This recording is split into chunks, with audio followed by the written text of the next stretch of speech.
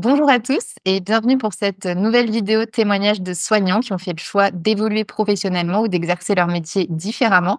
Aujourd'hui, j'ai le plaisir de recevoir Nadège, qui est médecin généraliste et qui a fait le choix il y a un peu plus d'un an de se déconventionner et de s'installer donc en secteur 3.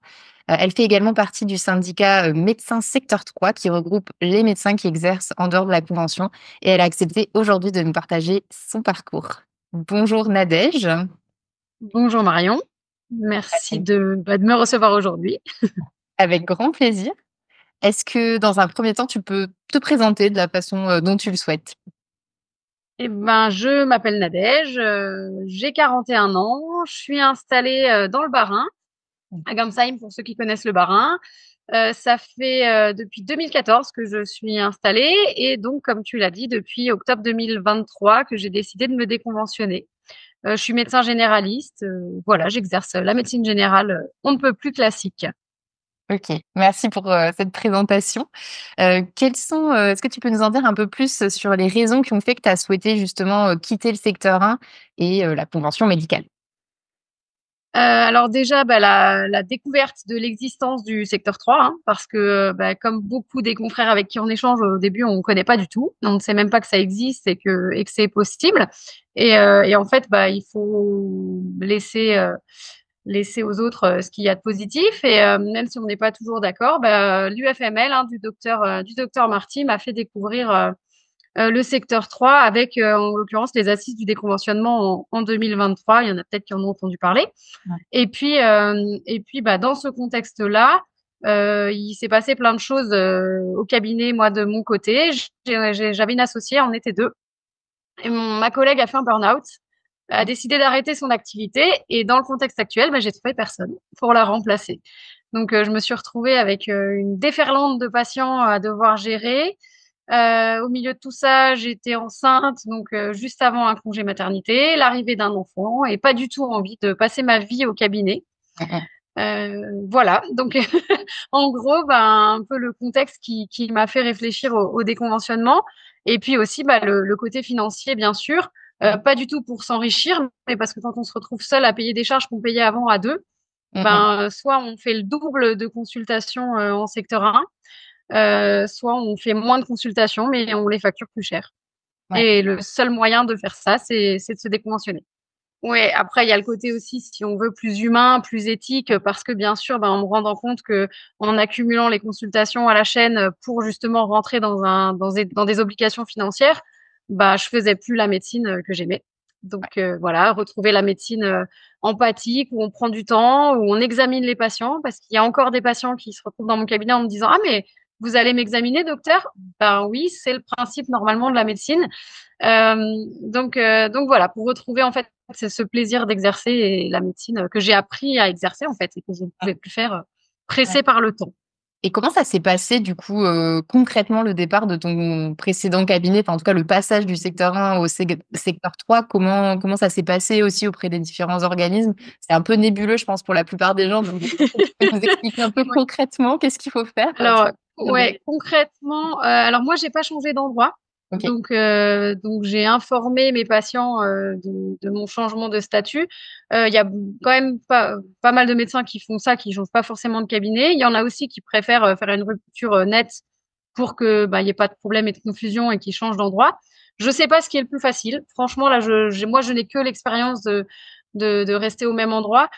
Par contre, il faut pas, enfin, ce que je retiendrai, c'est qu'il faut pas l'annoncer trop tôt parce que ça amène beaucoup de questions Mmh. et que finalement le expliquer, se justifier deux fois, trois fois, ça va.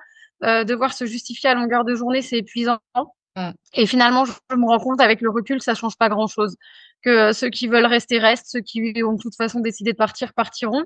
Donc voilà, mais j'ai mis un message d'information sur mon site de prise de rendez-vous.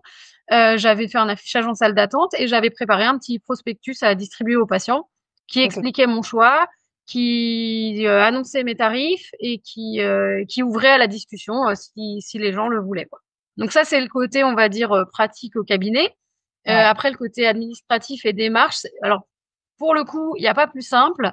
c'est un recommandé à envoyer à la Sécu de notre département, à la CPAM, en disant qu'on veut se déconventionner. On trouve hyper facilement des exemples de courriers en ligne. Tu as parlé de notre syndicat MS3. Sur notre site internet, on trouve pas mal de documents pour nous expliquer comment faire ce genre de choses. Mais en gros, c'est officiellement, il n'y a que la CPAM à informer. Après, on nous conseille de faire une copie de ce recommandé à la CARMF, à l'URSSAF et au Conseil de l'Ordre, histoire d'être carré et que tout le monde soit au courant partout. Ouais. Mais, euh, mais voilà. De toute façon, l'URSSAF et la CARMF, ils vont être au courant parce que ça va changer au niveau de Ok. certaines cotisations. Ouais. Donc, il vaut mieux les informer. Mais l'obligation, c'est juste la CPAM. Ok. Oui, parce qu'après, la CPAM, je suppose, est en relation avec l'URSSAF et la Oui, CAF oui, de de toute toute façon, façon on est en aussi relation. à un moment donné. Donc, Exactement. Mais l'obligation absolue, c'est la CPAM, mais c'est c'est mieux ça. quand même d'informer un peu tout le monde. C'est ça. Et après, ben, c'est un mois après la date de réception au niveau de la Sécu que la date de déconventionnement opère. Il n'y Super. a rien d'autre à faire. Les numéros professionnels restent les mêmes. Les Ok. feuilles de soins changent puisqu'il y a écrit non conventionné dessus. Ok. Bien sûr, on les reçoit en retard. Donc, on a tous fait faire un petit tampon qu'on met sur les anciennes pour gérer ça. Mais c'est tout. C'est tout ce qu'il y a à faire. Donc, Ok. on conserve le compte Amélie. Enfin, rien ne change par rapport à ça. Ok. Ok. Oui, donc pour une fois, il y a quelque chose quand même qui est Oui. relativement simple, en tout cas dans les démarches, c'est pas non plus le casse-tête. Et je voulais juste préciser pour ceux qui sont très anxieux et à qui ça fait très peur. Alors pour l'instant, les textes sont pas encore passés, c'est encore un peu flou par rapport à ça. Mais en tout cas, à l'époque où moi je me suis déconventionnée, il suffisait de faire la même démarche à l'envers pour se reconventionner un mois plus tard. Ok. Un recommandé à la Sécu et un mois après, on est reconventionné. Ils envisagent de passer ce délai à 2 ans pour dissuader un peu les gens de se Mhm. déconventionner.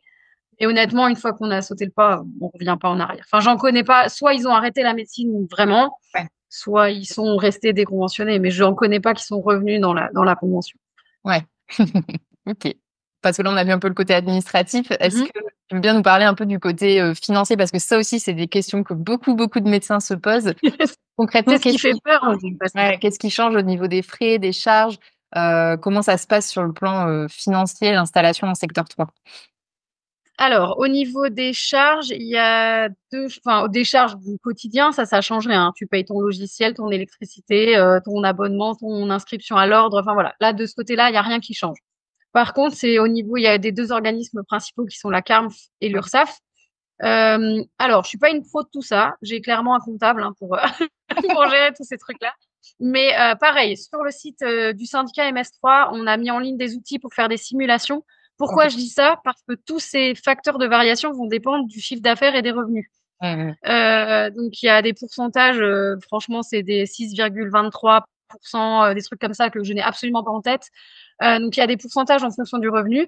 Clairement, au niveau de la CARMF, bah, il y a la participation Sécu qui n'est plus là, puisque la Sécu prend en charge certaines cotisations, enfin, une partie de certaines cotisations.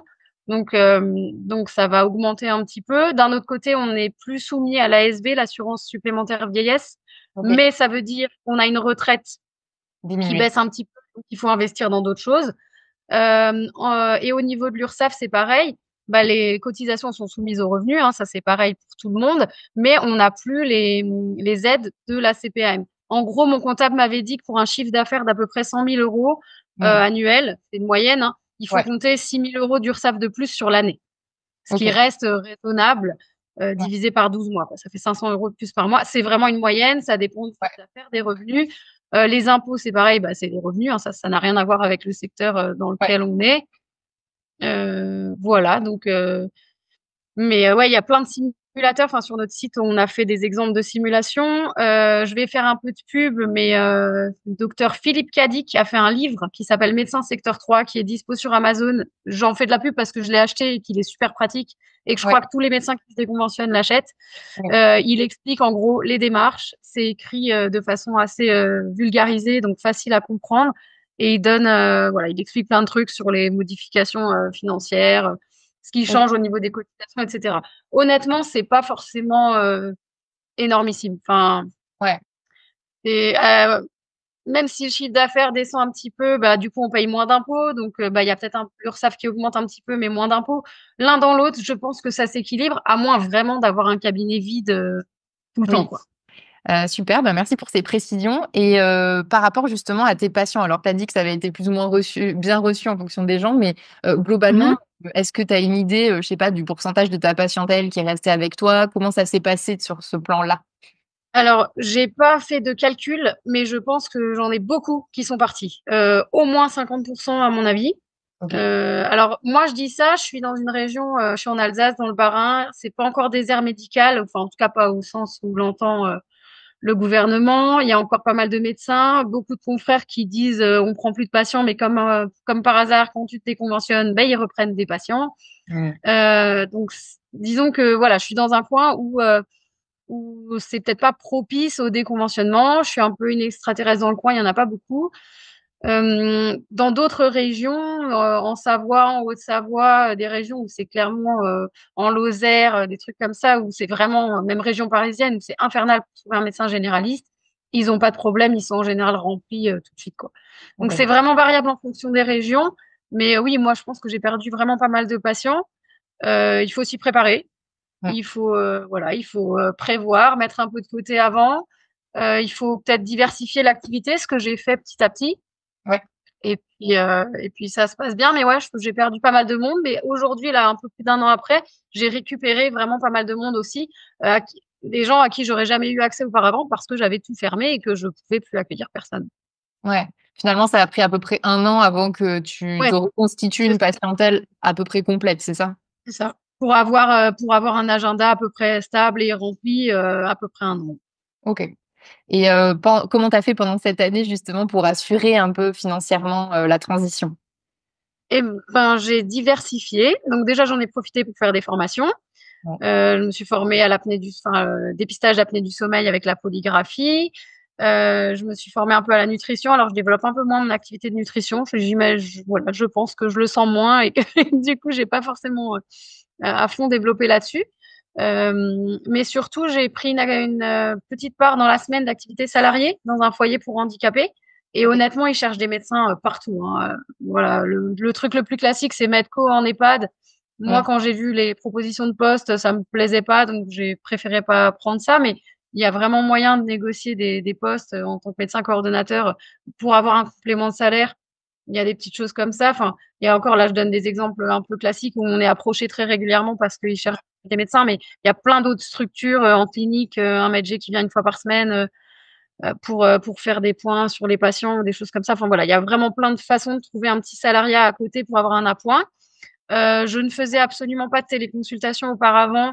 Je me Mmh. suis un peu lancée dans la téléconsultation parce que justement, bah, dans les régions où ils ont plus de médecins, ils utilisent beaucoup la téléconsultation. Après, je pense qu'il faut l'utiliser intelligemment et avoir conscience de ses limites et pas faire n'importe quoi. C'est très décrié. Je pense que ça dépend comment on fait une téléconsultation. Moi, pareil, je pense qu'une téléconsultation prend quasiment autant de temps qu'une vraie consultation, quoi. Donc, Mmh. les gens sont même parfois un peu surpris. Mais donc c'est pour ça, une téléconsultation en 3 minutes juste pour balancer une ordonnance, je pense que c'est pourri. Ça m'est arrivé d'envoyer un SAMU à l'autre bout de la France chez quelqu'un parce que à l'interrogatoire ça me plaisait pas. Alors j'ai pas eu la suite et j'ai pas pris le temps de prendre des nouvelles, mais voilà, donc la téléconsultation, je pense si c'est fait correctement, peut être plutôt pas mal. Et ben après en téléconsultation, il y a plein de choses aussi. Au début, tu as tendance à t'orienter vers tous les organismes, Care, Ouais. Livy, Medadom, tous ces trucs-là où on te salarie et on Mmh. te reverse en fait un micro truc pourri sur la téléconsultation. Et après, tu te rends compte bah, que si tu prends l'abonnement, alors le plus classique c'est Doctolib, mais Ouais. moi je suis sur Maya. Enfin voilà, il y a plein de logiciels de prise, enfin, tous les agendas de prise de rendez-vous proposent en général un abonnement téléconsultation. Et au final, tu le factures comme tu veux, comme une consultation Ouais. de ton activité classique. Et en fait, ça marche plutôt bien. Et il y en a qui se posent peut-être aussi la question, hein, j'ai pas un mari haut placé qui gagne 8 000 € par mois, hein. J'ai un mari qui est fonctionnaire, qui gagne un peu moins de 2 000 € par mois. Donc voilà, donc en gros, c'est moi le revenu Principal. du foyer, le revenu principal. On a une petite fille, donc on a un enfant. Et voilà. Mais j'ai quand même sauté le pas. Oui, c'est possible en fait, c'est ça que le message, c'est Ouais, que Certes, il faut l'anticiper comme tu dis, Oui, qu'il y a probablement pendant à peu près 1 an, ça peut être moins, mais on va dire ça comme ordre d'idée, une baisse ouais, des revenus, en tout cas liés à l'activité libérale, mais chose que peut-être les gens ne savent pas d'ailleurs, qu'on peut combiner avec une activité en salariat. C'est pas parce oui, qu'on était bien sûr, conventionné qu'on ne peut pas, compléter avec du salariat ou avec, de la c'est ça, téléconsultation à son cabinet ou pour des structures et ça permet de se laisser le temps de développer l'activité, libérale, quoi. Mmh. exactement. Bah, en fait, c'est un des trucs que j'ai retrouvé avec le déconventionnement, c'est que je me suis rendu compte que mon cabinet, c'était mon entreprise, en fait. Et Ce que tu oublies un petit peu quand tu es dans le cycle infernal, habituel et je me suis rendu compte qu'en fait, bah, quand tu démarres une entreprise, quelle qu'elle soit, bah, même 1 an, c'est même rapide pour que ça tourne et pour avoir un chiffre d'affaires et pour que ça fonctionne bien. Donc au final, je le conçois vraiment comme ça et je me dis: «Bah, c'est ma petite entreprise que je gère au quotidien, quoi». mmh, OK. Merci en tout cas pour ces précisions et par rapport à ton activité actuelle de médecin, alors tu l'as dit un peu en intro que tu as une activité assez, classique de médecine générale, mais est-ce que tu Mmh peux mh. nous détailler, je sais pas, même, tes consultations, combien de temps ça dure, les tarifs que tu pratiques, des choses comme ça? Alors ma consultation, de base, si on peut dire ça comme ça, c'est 20 minutes. OK. Sur la prise de rendez-vous, en tout cas, je mets 20 minutes, ça coûte 50 €. J'ai pas augmenté pour l'instant depuis le début, de mon déconventionnement. Ça se réfléchit aussi au fil des mois, des semaines, quand avec l'inflation, hein, on peut l'avantage du secteur 3, c'est que si le mois d'après tu veux augmenter le tarif, bah, tu peux. Ça pose pas de problème. On c'est nous qui nous mettons un frein souvent, mais en fait, moi j'ai même des gens là depuis le 1er janvier qui viennent au cabinet et qui me disent: «Est-ce que c'est bien toujours 50 €? Ah, vous n'avez pas augmenté?» Enfin, c'est assez hallucinant Mmh. le regard des gens, sur le tarif. Donc ouais, de base, c'est 20 minutes, 50 €, sachant que je suis pas, bon, je suis une bavarde, je pense que ça se remarque, mais donc heu, donc si on discute une demi-heure parce que, j'ai demandé comment allaient les enfants, la grand-mère, comment étaient les dernières vacances et qu'on regarde les photos, je vais pas facturer de surplus, pas du tout par rapport à ça. Ça permet de redonner aussi un côté humain à la consultation mais par contre, il y a des patients où je propose une consultation d'une demi-heure à 65 € qui spontanément, quand c'est des problèmes de dépression, qu'ils ont besoin de discuter, quand c'est un nouveau patient et qui sait qu'il a plein de motifs avec un gros dossier, bah, ils peuvent spontanément prendre une consultation. Je me disais au début, bah, les gens vont Mmh. jamais prendre 30 minutes et payer plus cher et en fait, bah, pas du tout. Les gens sont assez réglo par rapport à ça. Enfin, moi, j'étais vraiment surprise, mais ça Ouais. fonctionne et après dans une consultation classique, bah, je facture en surplus. Si quelqu'un vient en urgence parce qu'il s'est coupé et que je le prends pour une suture, je demande 100 €, parce que ça va me prendre, un peu de temps, du matériel, et cetera. Si je lui fais un électro, bah, je facture les 50 plus 15 € pour l'électro. Enfin voilà, en fonction de ce que je fais, si j'enlève une lésion dermato, si je fais une polygraphie ventilatoire, bah, moi j'ai l'appareil, hein, à à rentabiliser aussi. Donc, si je fais une polygraphie, sachant qu'il y a la consultation dans l'entretien qui prend quand même du temps sur le sommeil, il faut questionner pas mal. Non, je vais prêter la machine, je vais passer, au moins 1 heure, à lire l'enregistrement. Je demande 150 € voilà, pour une polygraphie avec le package global, Ouais. sachant que c'est incluant que s'il faut appareiller derrière, bah, je m'en occupe. Voilà, c'est, comme je dis souvent aux patients, ça les fait beaucoup sourire, je dis: «Je vous demande un peu plus, mais le SAV va avec». Voilà. Donc, Yes. un petit peu mais voilà, les tarifs un peu moyens que je pratique. J'ai des collègues, qui sont à 80 €, c'est c'est l'avantage, c'est que tu factures, comme tu le sens, quoi. Ouais. Oui, mais c'est Vraiment. intéressant d'avoir un ordre d'idée aussi, de se dire parce que c'est vrai que, dans l'imaginaire collectif, on se dit: «Oh là là, je passe, au secteur 3, va falloir que je facture mes consultes, 80-100 € pour, être rentable». Bon, finalement, on se rend compte qu'on peut aussi s'en Après sortir. c'est Après, ça tu le vois dépend, par bah, et ça combien de jours tu fais, ouais. ça dépend combien de patients tu veux voir par jour. Mmh.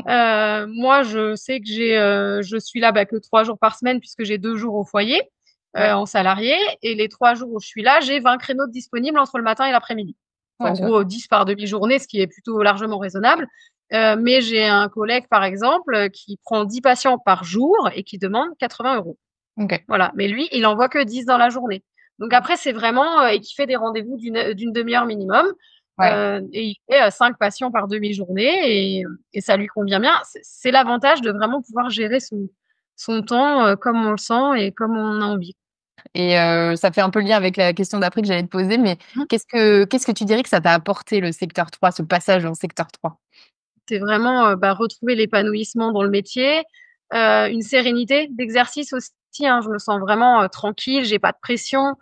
euh, le respect des patients.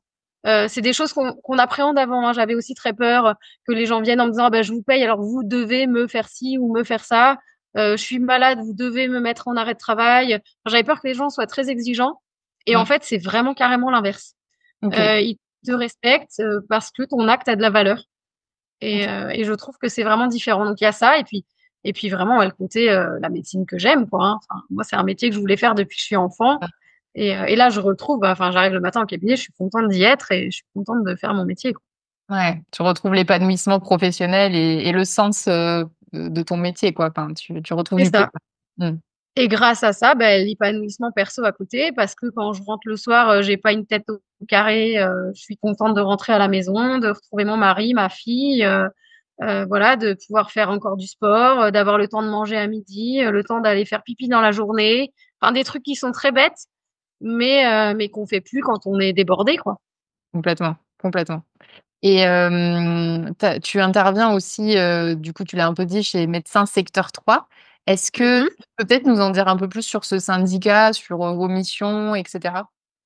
Bah, c'est un syndicat qui s'est créé l'été 2024, donc vraiment il y a un peu plus, ouais, à peu près 6 mois, je dirais, Ouais. où on s'est retrouvés différents médecins. Alors on est le bureau du syndicat, on est vraiment éparpillé un petit peu partout en France. Il n'y a pas que des Parisiens, de Mmh. loin pas d'ailleurs, il y a plutôt des provinciaux, où on s'est retrouvés avec l'envie de se rejoindre dans un intérêt commun, autour d'un statut commun, parce que bah, finalement, une instance qui regroupe les médecins en secteur 3, ça n'existait pas. Alors, il y a des groupes Facebook, il y a des groupes WhatsApp, plein de choses comme ça, mais une instance officielle, il n'y en avait pas. Et puis là-dessus est venue se greffer la menace de déremboursement des prescriptions. Et Ouais. on s'est dit, bah, si on veut être efficace et agir, il faut monter un syndicat. Mmh. Et donc, c'était vraiment né au départ d'une envie de se rassembler. Et finalement, bah, ça a été l'impulsion a été donnée par une utilité.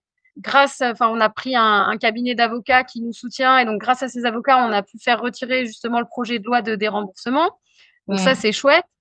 Euh, et puis voilà, parce qu'on a vraiment décidé de pas faire on n'a pas envie de faire du bruit, de la pub, d'aller dans les plateaux télé, les médias, etc. C'est pas du tout notre truc.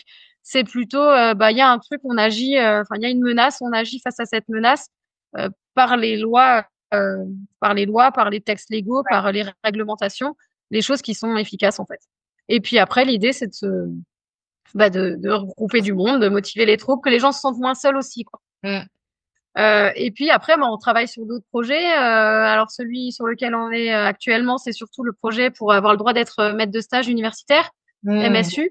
Mmh. Dès qu'on est déconventionné, c'est très variable en fonction des DMG, hein, en fonction des départements de MedG. Il y en a qui acceptent, il y en a qui acceptent pas. C'est hyper flou, on sait pas trop pourquoi, comment. Alors on n'est pas très apprécié des Ouais. départements de MedG dans les facs, parce qu'il faut que ce soit carré dans les règles, etc.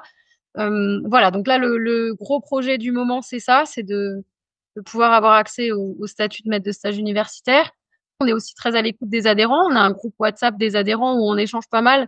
Et bah, quand les gens nous reparlent de sujets un peu flous, ben, on Ouais. essaie de se pencher dessus. Les gardes, c'est par exemple un sujet un petit peu flou aussi. Mmh. Euh, quand tu es déconventionné, tu peux être réquisitionné pour les gardes si tu n'es pas volontaire. Si tu es volontaire, tu peux en faire, mais par contre, tu n'as pas le droit d'en faire en secteur 3. On te donne un deuxième numéro Adélie secteur 1 pour les gardes, Waouh! ce qui n'est pas très règle. Enfin voilà, on n'a pas trop trouvé les textes qui encadrent ça, donc là, on est en train de se pencher dessus aussi. Pour terminer, est-ce que tu as je sais pas, quels conseils tu donnerais aux gens, aux médecins qui se posent des questions sur le déconventionnement, sur le secteur 3, qui ont pas osé, franchir encore le cap, qu'est-ce que tu donnerais comme conseil? Alors, c'est un choix très personnel. Mmh. Je pense que, enfin moi, si j'ai envie de le dire, avec mon recul à moi, j'ai envie de dire, vas-y fonce, saute le pas, tu regretteras pas. Mais il y a des gens qui sont plus anxieux, il y a des gens qui sont plus réservés, il y a des gens qui osent pas, soit dire non, soit demander de l'argent. C'est très compliqué, hein, en tant que médecin, Mmh. parce que le point bloquant, c'est ça en fait, hein, c'est d'oser demander à un patient de l'argent contre un service, comment dire, un service de réflexion et d'expertise médicale, et pas contre un bien matériel. Ouais. Donc c'est très très compliqué. Un avocat, ça lui pose aucun problème de te demander 400 euros pour une réunion d'une heure, ou un comptable, hein, mais nous on a du mal. Et en fait, il faut passer ce cap-là. Ça se travaille, c'est des choses qu'on peut travailler. qu'ils hésitent pas à venir vers nous s'il y en a qui veulent échanger, hein. Tout le Mmh. bureau du syndicat, on est plutôt tous assez ouverts et tous disposés à échanger si quelqu'un a des questionnements. Mais j'ai qu'une envie, qu'une envie de dire, c'est foncez, n'hésitez pas, on le regrette pas. Et Mmh. surtout si on est à un stade où on est en train de se dire, soit j'arrête, soit à la limite d'arrêter, quoi. Bah, quitte à arrêter, tenter un truc, une autre expérience. Et clairement, c'est vraiment différent. Après, bah oui, il faut se prémunir quand même. Il faut assurer les arrières, ça c'est sûr, hein. Financièrement, tout le monde a besoin de vivre. On a tous des crédits, des choses comme ça où il faut assurer nos charges. Donc, bah oui, une activité salariée à côté, ça peut rassurer aussi. Ça, c'est assez facile à trouver. Et, euh, et voilà. Bah, merci en tout cas pour, ces conseils et ces partages. Est-ce qu'il y a autre chose que tu aimerais, ajouter, qu'on n'a pas encore abordé ou est-ce que c'est bon pour toi? Non, je crois qu'on a évoqué l'essentiel. Et comme dit, on est dispo, on reste ouvert si quelqu'un a besoin de discuter en privé, d'échanger par téléphone, ou de se rencontrer si on est dans la même région, aucun problème. OK. Bah, je mettrai, ouais, vos Voilà, coordonnées en tout cas en description de la vidéo. c'est sympa, Heu avec plaisir. et puis moi, je vous ai connus sur LinkedIn, donc ils sont aussi sur Bah LinkedIn, voilà. si vous voulez les contacter, j'imagine et puis voilà. Bah, merci beaucoup pour ton temps et pour, cette vidéo, très riche en informations.